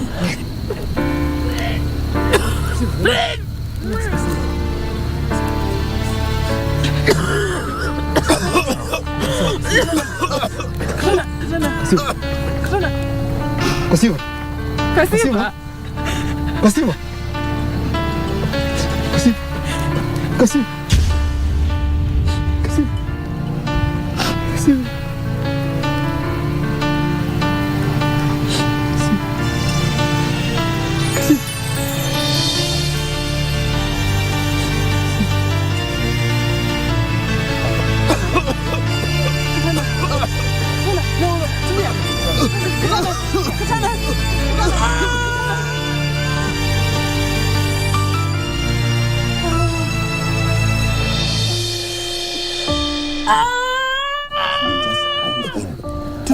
Stay with me. Stay with me.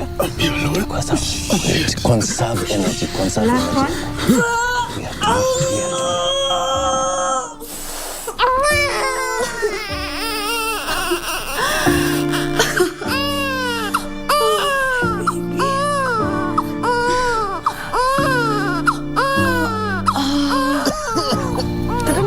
Katana, tulia. Utakuwa sawa.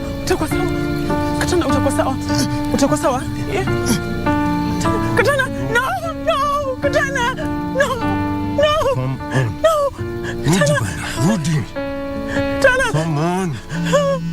Come on.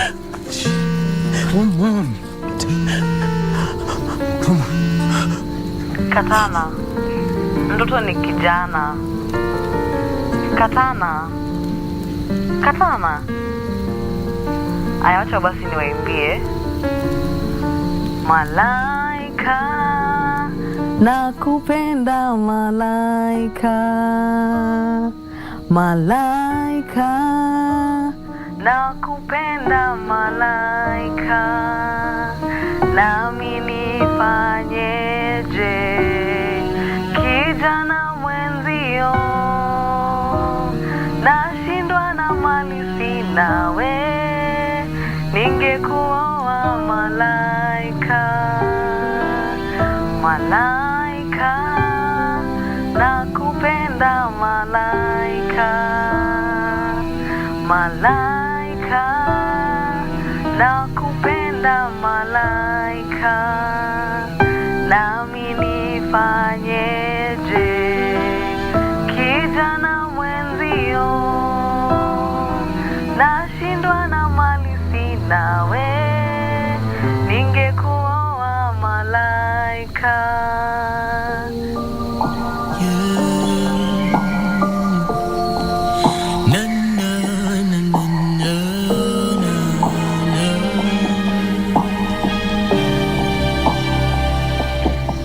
I didn't say goodbye because I knew you won't let me go.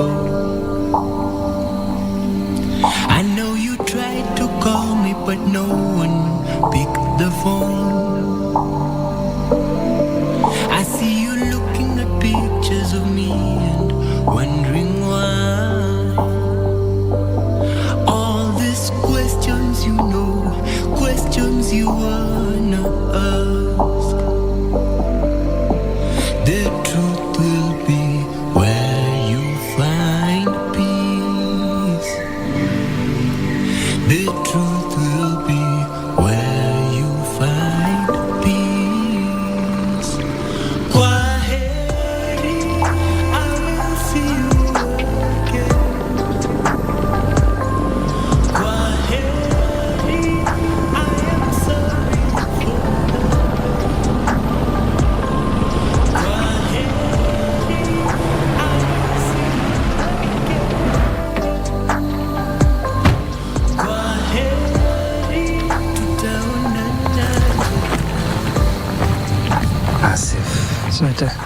Soda wao. That's it.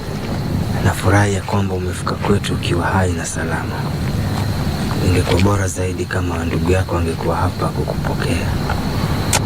Najua ndugu yangu yuko pali pema na nafurahi zaidi jinsi nilivyokutana na wewe. Nakushukuru sana kiongozi wangu Burhan. Jina ni Sadiki Mwaganzala. Huyu ndiye kiongozi wetu. Burhan. Burhan. Maya bantahe. Unashangaa? Maya, ni furaha kwangu na heshima kukutana na wewe. Nashukuru sana, asante. Hakuna haja. Je, uko tayari kulipiza kisasi ya ndugu yako? Niko tayari. Na lazima watalipia walichomfanya ndugu yangu.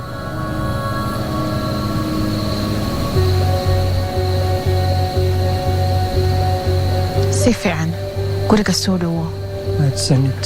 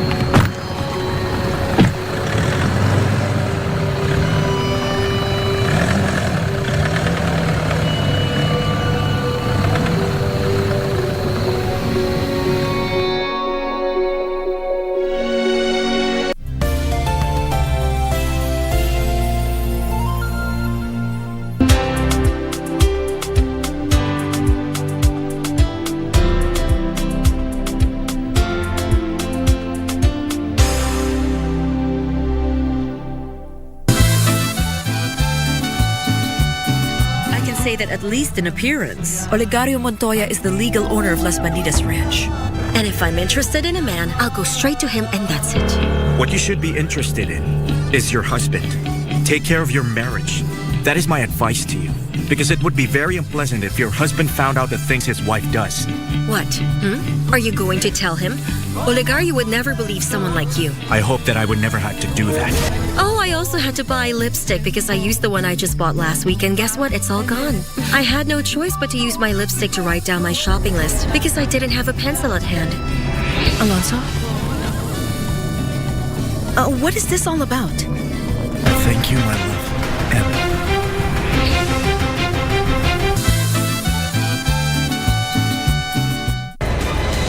It's the third round of the DFB Pokal, a mini Revere derby in the DFB Cup. Super Mukoko! Lozier's in there and scores. This is an old school raw pot battle. 5-time winners against 2-time finalists. Fantastic save from Gregor Kobel. The raw pot battle, only one can go through.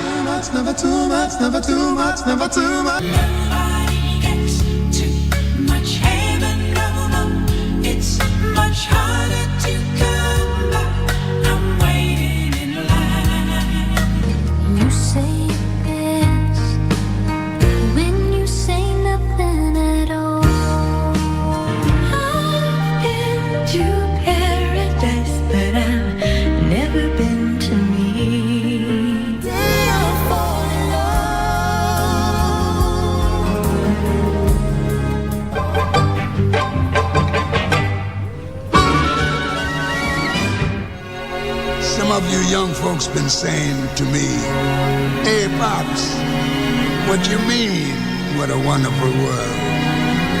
How about all them wars all over the place? You call them wonderful? And how about hunger and pollution? They ain't so wonderful either.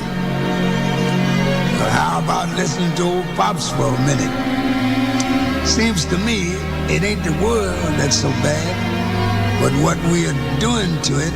And all I'm saying is see what a wonderful world it would be if only we'd give it a chance. Love, baby, love. That's the secret. Yeah. If lots more of us loved each other, we'd solve lots more problems. And then this world would be a guesser. That's why old Pops keeps saying,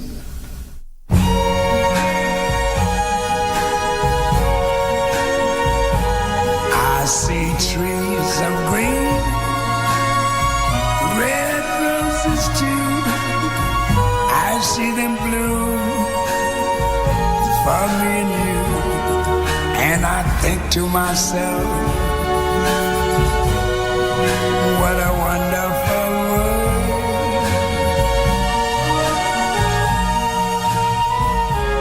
I see skies of blue and clouds of white, the bright blessed day, the dark sacred night.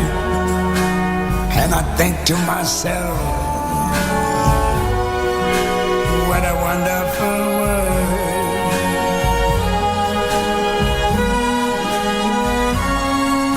The color colors of the rainbow, so pretty in the sky, are also on the faces of people going by. I see friends shaking hands, saying, how do you do? They're really saying, I love you. I hear babies cry. I watch them grow. They learn much more than I never knew. And I think to myself, what a wonderful world.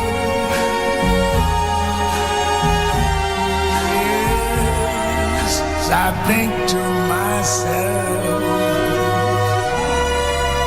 what a wonderful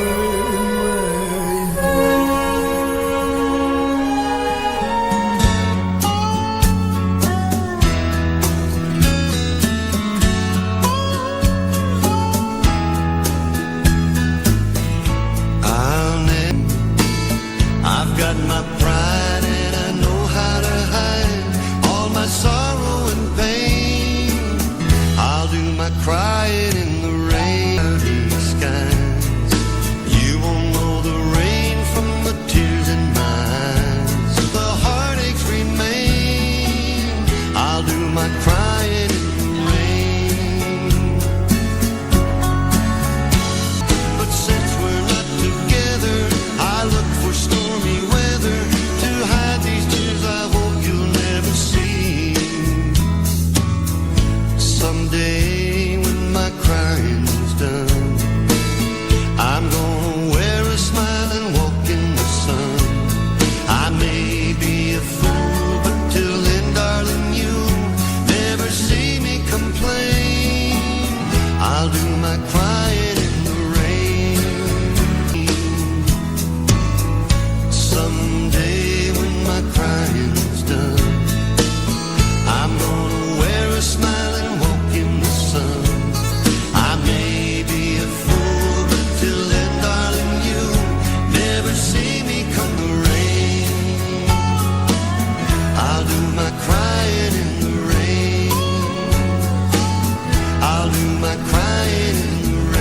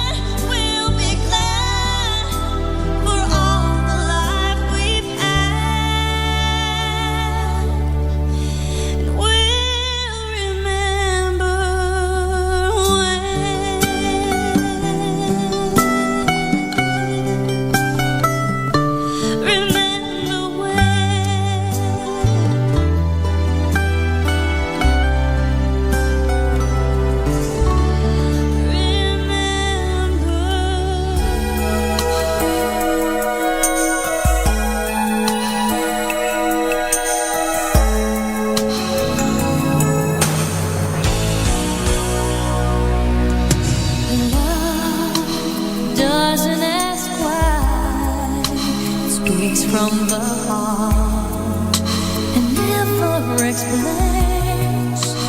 Don't you know that love doesn't think twice?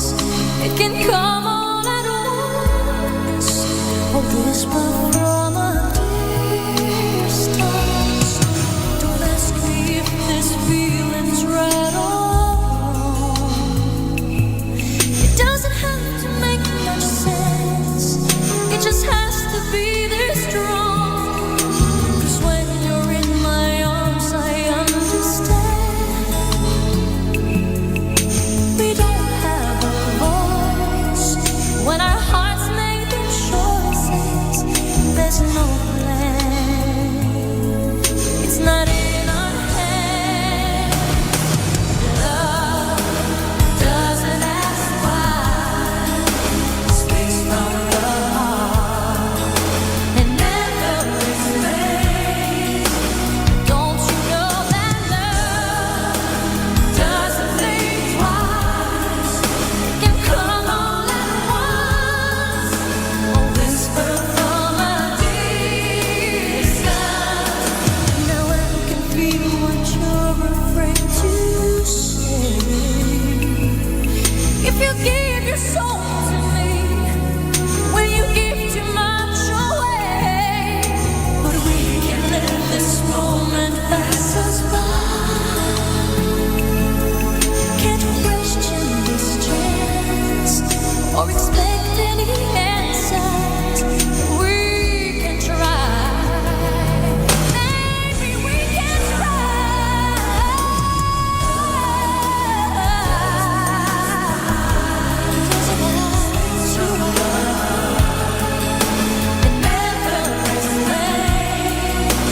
Don't you know that love doesn't think twice? It can come all at once, a whisper from a distance. So let's take what we found and wrap it around us. Love doesn't ask you why.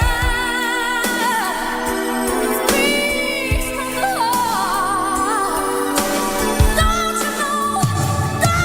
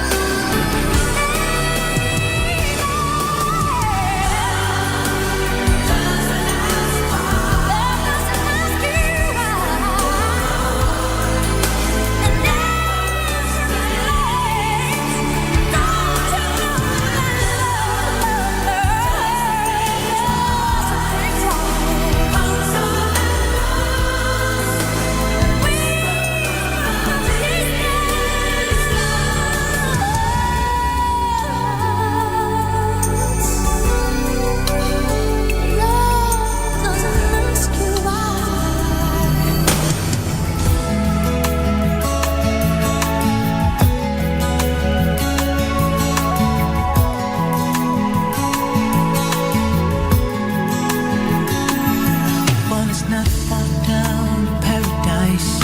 At least it's not for me.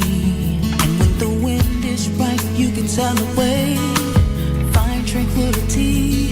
Oh, the canvas can do miracles. Just you wait and see.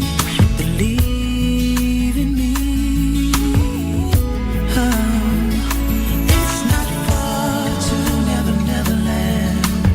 Reason to pretend. And if the wind is right, you can find joy of innocence again.